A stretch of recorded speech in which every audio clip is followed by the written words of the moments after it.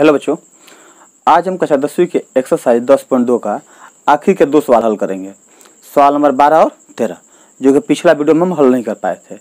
तो चलिए आज हम सवाल नंबर 12 से इसकी शुरुआत करते हैं और इस चैप्टर को खत्म करते हैं, फिर हम अगले चैप्टर की तरफ बढ़ेंगे। तो चलिए सवाल नंबर 12 देखते हैं। इसमें बोल रहा है कि 4 सेंटीमीटर त्रिज्या वाले एक वृत्त के परिगत मतलब वृत्त के सटे सटे एक त्रिभुज इस प्रकार खींचा गया है। वृत्त के चारों तरफ से स्पर्श बिंदु की सहायता से एक वृत्त खींचा गया है कि रेखाखंड बीसी और डीसी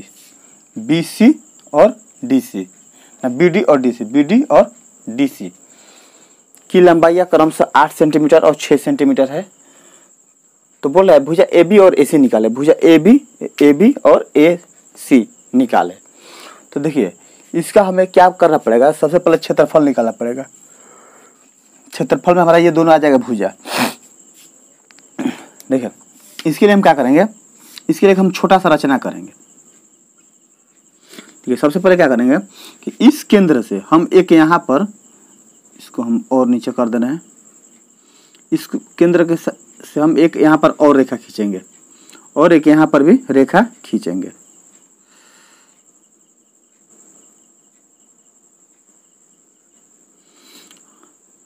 इसका नाम हम ई रखेंगे और इसका नाम एफ। नाम आप कुछ भी रख सकते हैं, इसके लिए कोई रिस्ट्रिक्शन नहीं है। अब देखिए यहाँ पर खींचने का कारण क्या हुआ, ये क्या हो जाएगा हमारा, ये हमारा 4 सेंटीमीटर हो जाएगा, ये भी 4 सेंटीमीटर हो जाएगा। क्यों? क्योंकि ये क्या है, ओडी हमारा वृत्त का त्रिज्या है और त्रिज्या समान होती है। तो जैसे ओडी हमारा त्रिज्या है, वैसे ही ओ एफ क्या है, त्रिज्या है, ओई क्या है, त्रिज्या है। तो त्रिज्या की लंबाई समान होती है। इसके बाद हम क्या करेंगे कि इससे हम ओ को जोड़ देंगे। आप ध्यान देना रचना में हम क्या कर रहे हैं, क्योंकि ज्योमेट्री में हम जो भी करते हैं वो हमें लिखना पड़ता है। ये हमारा हो गया, ओ से इसको जोड़ दिए, फिर हम ओ को सी से भी जोड़ देंगे और ओ को हम इसको हम चलिए यहाँ पर ओ लिख दे रहे हैं, बी को भी जोड़ देंगे। अब यहाँ पर हम सबसे पहले रचना करेंगे। कंस्ट्रक्शन में हमने क्या किया, केंद्र ओ से E F A B C को जोड़ा। तो लिखेंगे वृत्त के केंद्र ओ से ई एफ ए बी तथा सी को जोड़ा। ये हमारा क्या हो गया, रचना हो गया। अब देखिए रचना का तो हमारा खत्म हो गया। अब हमें क्या करना है, इसका क्षेत्रफल निकालना है। तो क्षेत्रफल निकालने के लिए त्रिभुज का क्षेत्रफल देखिए, त्रिभुज ए बी सी का क्षेत्रफल बराबर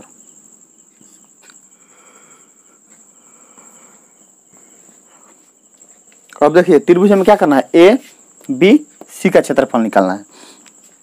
तो एबीसी का क्षेत्रफल निकालने के लिए क्या करेंगे, ध्यान से देखिएगा यहाँ पर 3 त्रिभुज बड़ा बन रहा है।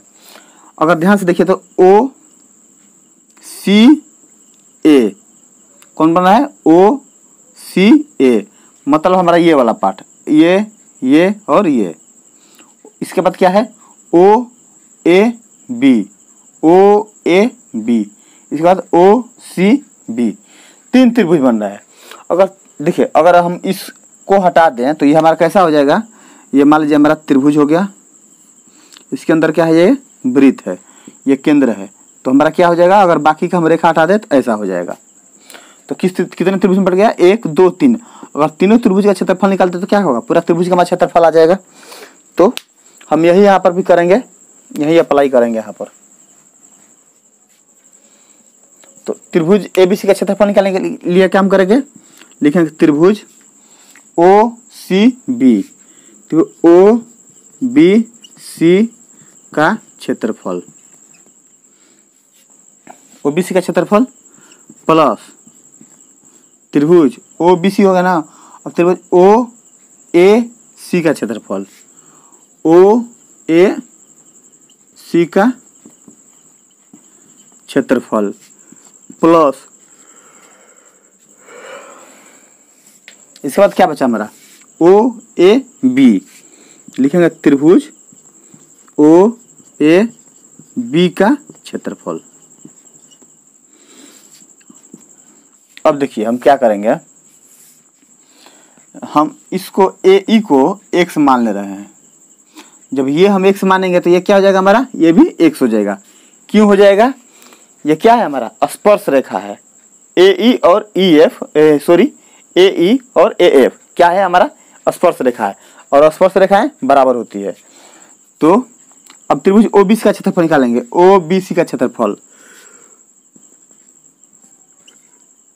हमें पता है कि त्रिभुज का क्षेत्रफल बराबर क्या होता है, 1/2 गुने आधार गुने ऊंचाई प्लस, फिर इस त्रिभुज का निकालेंगे, त्रिभुज अब क्या लिखना है, तो सूत्र लिखना है ना, तो हो जाएगा 1/2 गुने आधार गुने ऊंचाई प्लस इस त्रिभुज के भी लिखेंगे 1/2 गुने आधार गुने ऊंचाई। अब हमने सभी त्रिभुजों में एक ही सूत्र लिखा। क्यों लिखा, क्योंकि त्रिभुज चाहे बड़ा हो चाहे छोटा हो हमारा सूत्र समान होता है। आयत चाहे बड़ा हो चाहे छोटा हो उसका फंक्शन सेम होता है, उसका प्रॉपर्टी सेम होता है, इसलिए हमारा सूत्र भी सेम होगा। यहाँ पर भी हमने सूत्र वही अप्लाई किया सेम। अब देखिए हमें, लेकिन हमारी भुजाएं अलग अलग है। 1/2 का 1/2 हमने लिख दिया। बी त्रिभुज ओ बी सी में हमारा क्या है, बी आधार, बी मतलब क्या है आधार ना। अब बताइए इस त्रिभुज का ओ बी सी का आधार क्या है, यह है 6 + 8। तो अगर हम इसको समझने के लिए लिखें तो हम इसको बी सी गुना ऊंचाई क्या हो जाएगा हमारा ओ डी प्लस 1/2 गुना। अब इस त्रिभुज में आइए, कौन सा त्रिभुज है, ओ ए सी। ओ ए सी में हमारा आधार क्या हो जाएगा, ये क्या हो जाएगा सी ई प्लस ई ए, इसको हम लोग ए सी लिख सकते हैं गुना ऊंचाई हमारा क्या हो जाएगा ओ ई प्लस 1/2 गुना ये हमारा क्या हो जाएगा ए बी हो जाएगा, ऐसे ही सेम इसके जैसा गुना ऊंचाई हमारा क्या है ओ एफ। यहाँ तक तो सब ठीक ठाक है। अब देखिए 1/2 गुना बी सी को क्या लिख सकते हैं हम, C D plus D B, इसको हम लिख सकते हैं C D plus D B गुने ओ डी प्लस 1/2 गुना ए सी को हम क्या लिख सकते हैं, ए ई जोड़ ई सी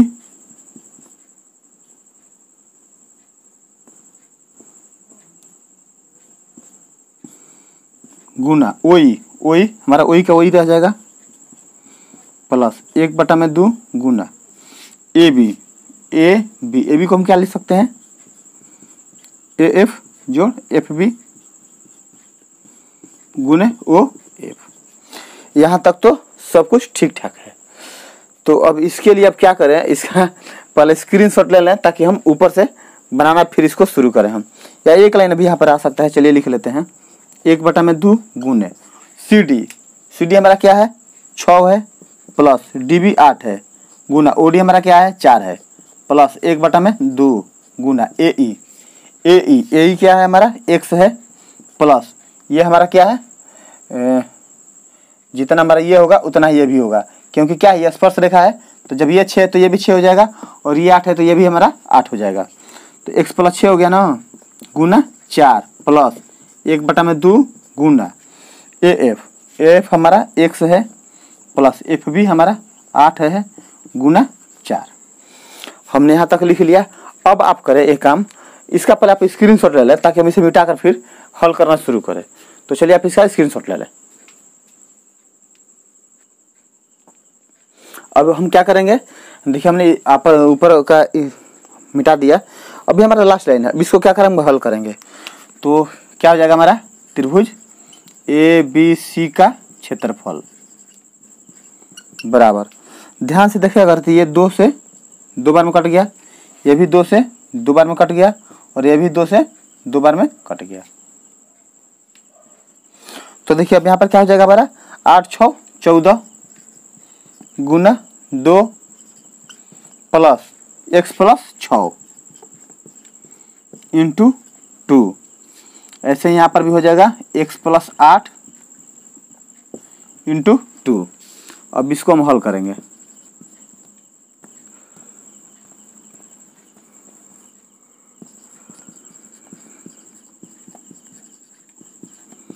क्या हो जाएगा हमारा 14 दूना 28 प्लस,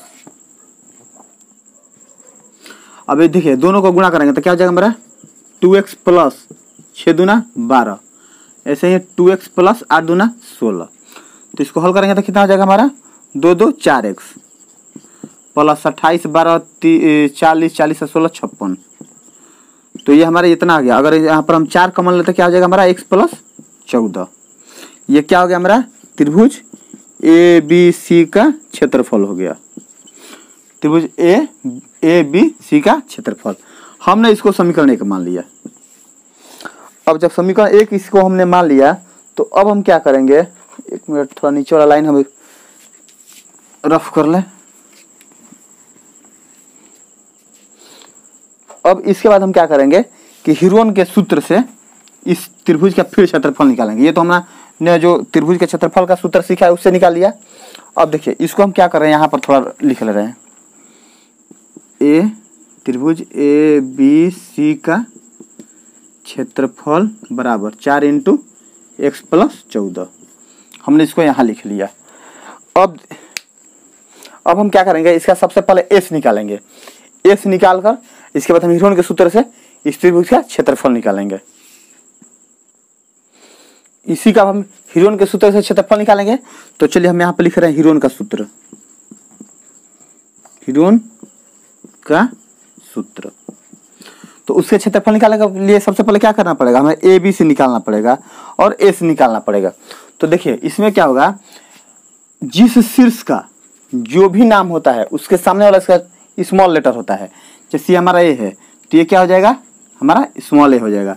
ये हमारा सी है तो ये क्या हो जाएगा स्मॉल सी। ये हमारा बी है तो ये क्या हो जाएगा हमारा स्मॉल बी हो जाएगा। ये पूरा भुजा ए सी ए बी और बी सी का नाम चेंज हो जाएगा। इसका सामने वाला भुजा ए हो जाएगा। अगर यहाँ पर पी रहेगा तो पी रहेगा, आर रहेगा तो आर रहेगा, जो भी रहेगा यहाँ पर स्मॉल कैपिटल लेटर उसका स्मॉल लेटर यहाँ पर हो जाएगा। ऐसे ही इसका भी है, बी है तो बी हो गया, सी है तो सी हो गया। तो इसका सूत्र हमारा क्या होता है A plus B plus C divided by 2।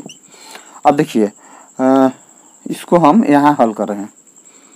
A C equal to ए हमारा क्या है, ये है ना, तो ये पूरा कितना हो जाएगा 8 6 14 प्लस बी हमारा कहाँ है भाई, यहाँ है। ए सी को क्या लिख सकते हैं हम x प्लस 6 लिख सकते हैं। इसको अगर दो बार में लिखे हम तो सी प्लस ये लिख सकते हैं ना, तो x प्लस 6 लिख सकते हैं।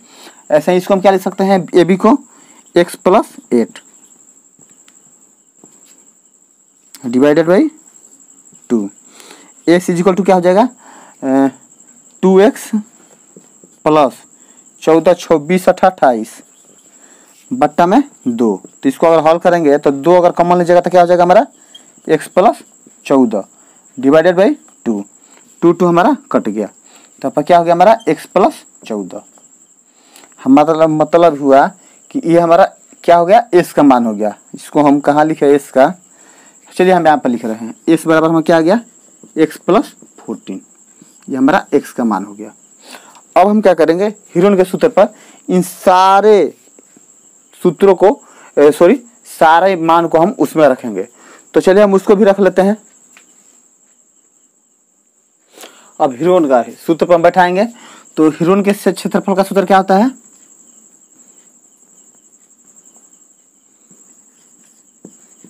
हीरोन का सूत्र। तो इसका क्षेत्रफल का सूत्र क्या होता है त्रिभुज का क्षेत्रफल इक्वल टू क्या आता है under root S into S minus A into S minus B into S minus C. अब हम त्रिभुज का क्षेत्रफल बराबर हमारा क्या हो जाएगा त्रिभुज का क्षेत्रफल एस का वैल्यू हमारा क्या है x प्लस 14।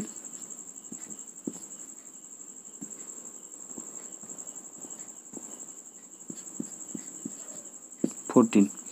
इसके बाद है एस, एस हमारा क्या है x प्लस 14 माइनस ए का हमारा वैल्यू क्या है ए ये है ना, तो 8 6 14 हो जाएगा। ये तो हो गया। अब यहाँ पर आइए x प्लस 14, बी हमारा क्या है, हमारा बी है x प्लस 8। तो हम इसको काम करते हैं, इसको मझला क्वेश्चन में ले रहे हैं। अब तो हमारा x प्लस 14 माइनस ये क्या हो जाएगा हमारा x प्लस 8, फिर हमारा क्या हो जाएगा x प्लस 14 माइनस ये क्या हो जाएगा हमारा x प्लस 6,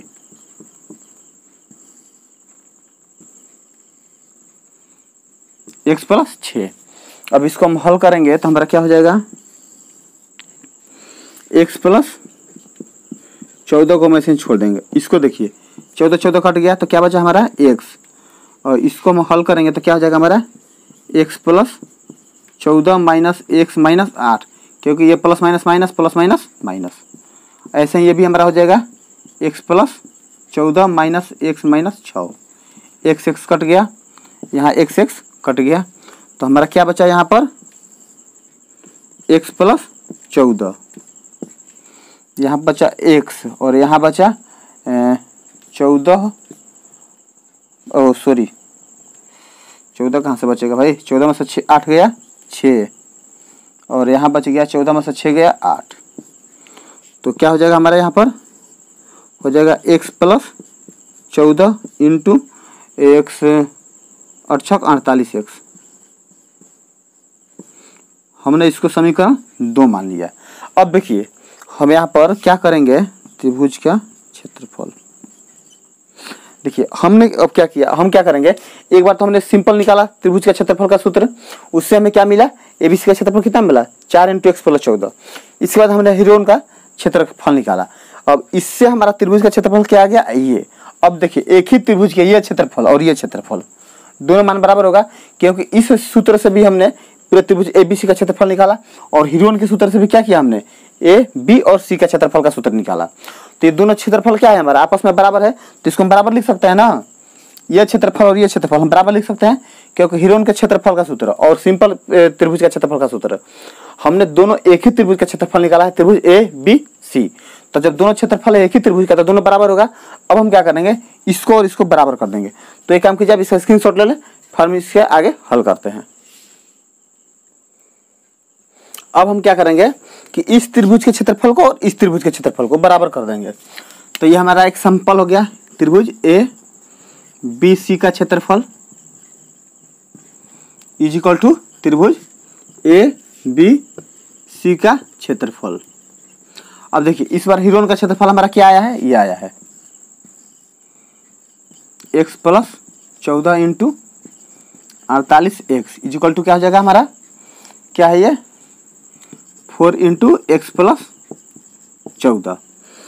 अब इसको हमें हल करना है। अगर x का मान मिल गया तो ये हमारा वैल्यू मिल जाएगा, और जब ये हमारा वैल्यू मिल जाएगा तो इन दोनों को जोड़ेंगे तो क्या हो जाएगा हमारा एसी पता चल जाएगा, इसी प्रकार बीसी भी पता चल जाएगा।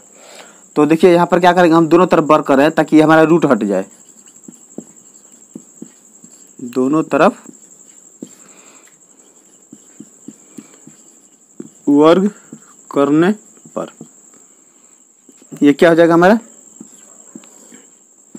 x प्लस 14 इंटू 48x, इस पूरे का स्क्वायर हो जाएगा इज इक्वल टू क्या हो जाएगा इधर भी 4 इंटू एक्स प्लस 14 का होल स्क्वायर।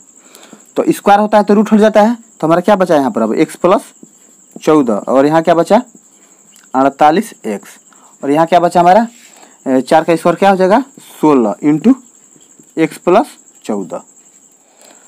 ये तो हमारा हो गया 4 का स्क्वायर 16, इसका स्क्वायर 2 हो जाएगा ना।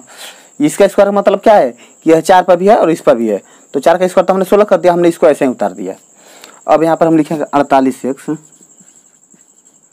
बराबर क्या हो जाएगा हमारा 16 इंटू एक्स प्लस 14 का होल स्क्वायर डिवाइडेड बाई, देखिए यही x प्लस 14 हमारा क्या हो जाएगा यहाँ पर नीचे आ जाएगा।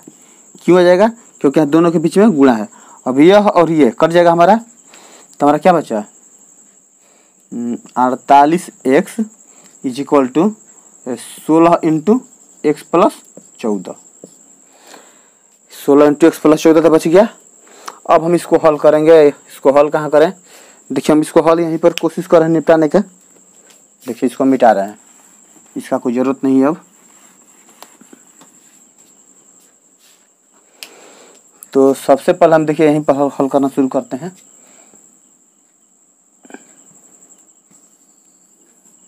देखिए हमारा क्या है यहाँ पर 48x है ना, तो हम इस 16 को क्या करेंगे, इधर ला देंगे। तो हमारा क्या हो जाएगा x प्लस 14।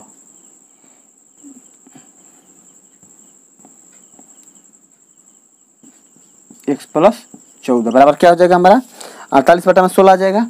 तो हो जाएगा 48x बटा में 16। तो लो 16 तिया 48। तो क्या हो जाएगा हमारा ये x और प्लस 14 बराबर 3x। अब इस x को ले जाकर उधर घटा देंगे तो क्या हो जाएगा हमारा 3x माइनस x बराबर 14। हो जाएगा 2x बराबर 14। तो x बराबर क्या हो जाएगा हमारा 14 बटा में 2, x बराबर 7। हमें x का वैल्यू मिल गया जो कि हमें तलाश था। और जब इस x का वैल्यू आ गया तब फिर हम तहलका मचा देंगे। इन दोनों को जोड़कर हम AC का वैल्यू निकाल देंगे और AB का वैल्यू। तो चलिए AC हम सबसे पहले AB निकालते हैं। AB बराबर क्या दिया है, AB बराबर x प्लस 8, x प्लस 8। तो क्या हो जाएगा हमारा ये x प्लस 8 बराबर क्या हो जाएगा, इसको अगर हम यही हल करते x समान 7 प्लस 8 इज इक्वल टू क्या हो जाएगा हमारा 15। यहाँ तक तो 15 हो गया। अब हम क्या करेंगे ऐसे ही फिर AC का निकालेंगे। तो AC हमारा क्या है x प्लस 6 है। तो क्या हो जाएगा हमारा 7 प्लस 6 बराबर 13 हो गया। और हमें यही ज्ञात करना था। तो यहाँ पर हम क्या लिखेंगे AC इज इक्वल टू 13 और AB इज इक्वल टू 15। यही क्या है हमारा आंसर है और यही हमें फाइंड करना था। तो सवाल थोड़ा क्या बहुत लेंदी है, एक सवाल इतना बड़ा है तो ऐसे एग्जाम में उम्मीद कम है कि आएगा। फिर भी हम एक भी सवाल छोड़ेंगे नहीं, चाहे जो भी सवाल हो। तो उम्मीद देखिए सारे सवाल आपको समझ में आए होंगे, पूरा सवाल समझ में आया होगा। अगर नहीं आया होगा तो आप इसको दोबारा देख लेना। तो एक बार थोड़ा हम आंसर मिला लें। हमारा 13 और 15 आ रहा है ना, एक मिनट थोड़ा, हाँ कितना है 13 और 15 हमारा आंसर सही है। तो आप इसका स्क्रीनशॉट ले लें, फिर हम इस चैप्टर का आखिरी सवाल को हल करेंगे। तो चलिए स्क्रीनशॉट ले लें आप। अब हम सवाल नंबर इस चैप्टर का आखिरी सवाल नंबर 13 बनाएंगे। इसमें बोल रहा है कि सिद्ध कीजिए कि वृत्त के परिगत, वृत्त के चारों तरफ एक चतुर्भुज बना गया है जिसके आमने सामने की भुजाएं केंद्र पर संपूरक कोण बनाती है। संपूरक मतलब 180 डिग्री का। तो हम क्या करेंगे सबसे पहले कि एक यहाँ से ऐसे रेखा खींच देंगे। इसको हम 4 भाग में बांट देंगे। इसको हम 4 भाग में बांट देंगे। इसका नाम रख देंगे हम P, Q, R और S। अब हम इसको और 4 भाग में बांटेंगे। देखिए ये तो हमारा हो गया, इसको ऐसे लिख देंगे, इसको ऐसे लिख देंगे,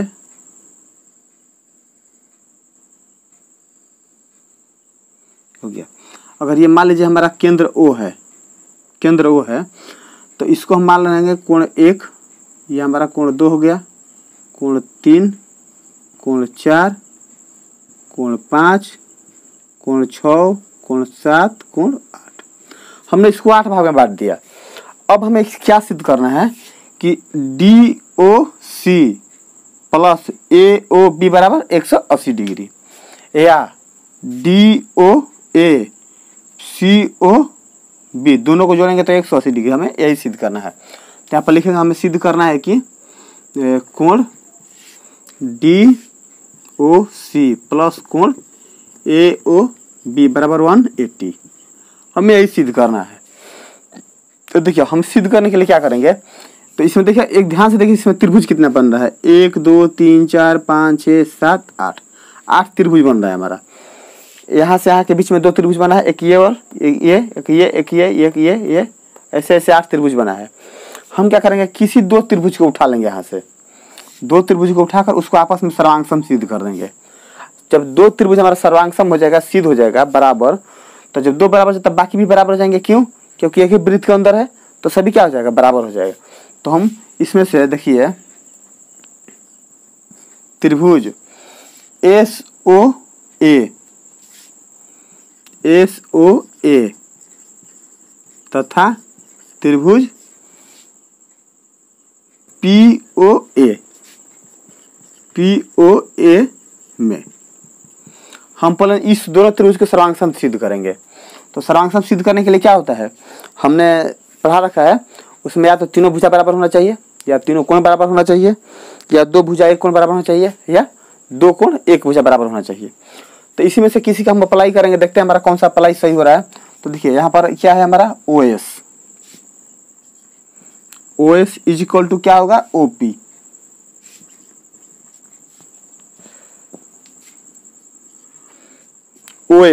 OS किसके बराबर होगा, हमारा OP के बराबर होगा। ये क्या है हमारा वृत्त का त्रिज्या।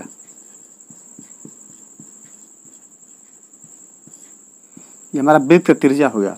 अब देखिए इस दोनों त्रिभुज में हमें एक चीज मिल गया कि हमारा त्रिभुज भुजा बराबर है। अब देखिए AS बराबर AP होगा, AS बराबर AP। ये क्या हो गया हमारा स्पर्श रेखा, और स्पर्श रेखा बराबर होता है, सबको पता है। अब ये हो गया, जब हमें दो भुजा हमने बराबर कर दिया, एक और हमें चाहिए, या तो एक कोण चाहिए, एक भुजा चाहिए। तो देखिए कोण का तो आता पता नहीं है कि कितना डिग्री हमारा कोण है, तो इसको तो हम बराबर कर नहीं पाएंगे। देखिए OA, ध्यान से देखिए अगर, तो त्रिभुज SOA और POA में OA भुजा है, वो दोनों शामिल है। क्यों शामिल है? कि दोनों में ये उभयनिष्ठ है। इस त्रिभुज को बनाने में भी इसका हेल्प है, और इस त्रिभुज को भी बनाने में इसका हेल्प है। तो लिखेंगे OA बराबर OA, उभयनिष्ठ भुजा।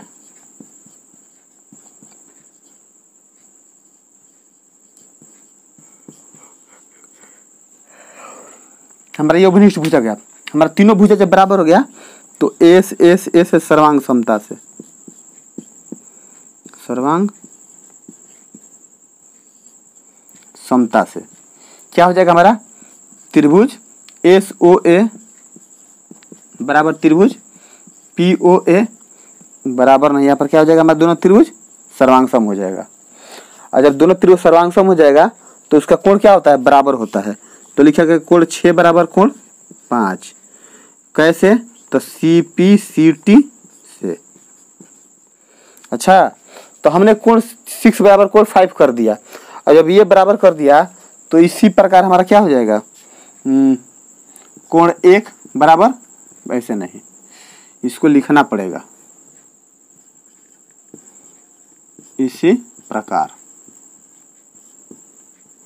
तो इसी प्रकार क्या हो जाएगा हमारा कोण 1 बराबर कोण 2, कोण 3 बराबर कोण 4, कोण 5 बराबर कोण 6 तो हमने किया है, तो कोण 7 बराबर कोण 8। ये तीनों हमारा बराबर हो जाएगा। तो हमें पता है कि त्रिभुज के अंदर सभी कितने कोण बनते हैं, कोण तो कितना भी बन जाएगा, लेकिन सभी का जो कितना होगा 180 डिग्री। तो लिखेंगे हम जानते हैं कि, या आप एक काम कीजिए, आप इसको इतना ही रहने दीजिए, हम इसको यहाँ पर लिख ले रहे हैं। हमारा कोण 1 बराबर कोण 2 है, कोण 3 बराबर कोण 4, कोण 5 बराबर कोण 6, कोण 7 बराबर कोण 8। हमने इतना लिख लिया है। अब क्या करेंगे, हम इसको एक की जब इसका स्क्रीनशॉट ले, हम इसको रफ करेंगे। या देखिए स्क्रीनशॉट क्या लेना है, हम इसको इतना छोड़ रहे हैं क्योंकि हमें वही सिद्ध करना है। तो अगर वीडियो पसंद आए तो आप इसे लाइक कर सकते हैं, क्योंकि ये निःशुल्क है। अपने दोस्तों में शेयर भी कर सकते हैं। देखिए हमें यही सिद्ध करना है, हमने इसको बचा कर रखा है कि हमें सिद्ध क्या करना है, हम कहीं भूल ना जाए। तो देखिए अब हम इसको ऐसे कर दे रहे हैं ताकि आप इसको दोबारा ना फिर लिख लेना। अब आप यहाँ से लिखना, हम जानते हैं कि। अब त्रिभुज के अंदर कितने कोण बन रहे हैं, 8 कोण। तो 8 कोण का नाम लिख देंगे। कोण 1 प्लस कोण 2 बराबर, सॉरी यहाँ पर प्लस होगा ना, कोण 3 प्लस कोण 4 प्लस कोण 5 प्लस कोण 6 प्लस कोण 7 प्लस कोण 8 इज इक्वल टू 360 डिग्री। अब देखिए हमें एक चीज ध्यान देना है कि जैसे हमें DOC लाना है ना, तो DOC में कौन कौन कोण बन रहा है, कोण 1 कोण 8। तो हम लिखेंगे कोण 1 प्लस कोण 2, कोण 1 कोण 2 के बराबर है ना, तो 2 को क्या लिख सकते हैं, हम 1 लिख सकते हैं ना, क्योंकि यहाँ पर दिया गया है। ऐसे ही कोण 3 बराबर किस कौन सा है, कोण 3 बराबर कोण 4। तो हम इसको क्या लिखें,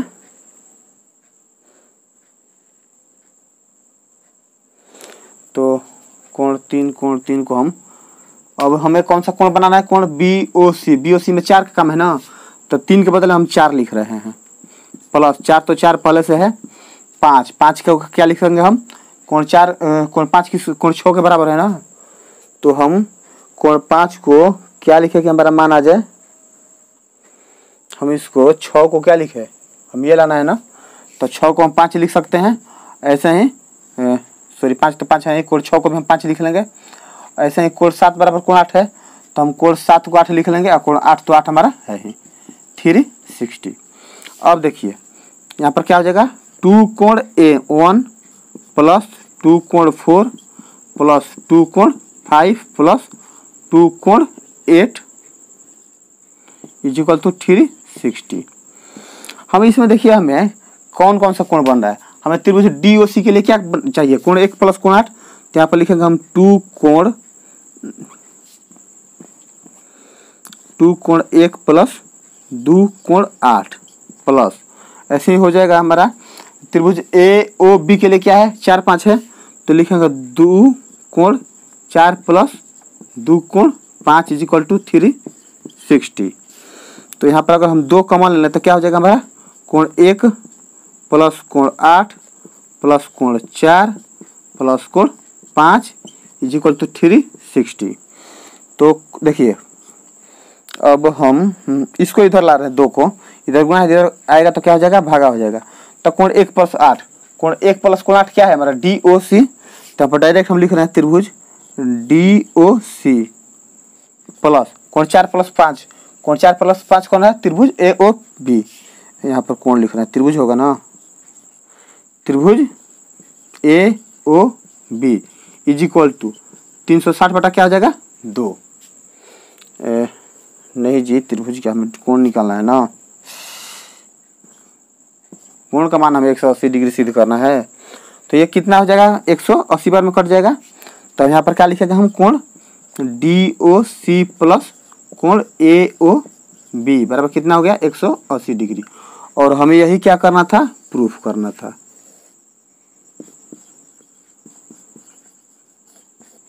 तो उम्मीद है कि सवाल आपको समझ में आया होगा। ये इसका हिस्सा नहीं, ये पहले वाला का हिस्सा हमने सिर्फ इसलिए रखा था ताकि हमें पता चले कि हमने सिद्ध क्या करना है। तो चलिए अब इसका फटाफट स्क्रीनशॉट ले लें।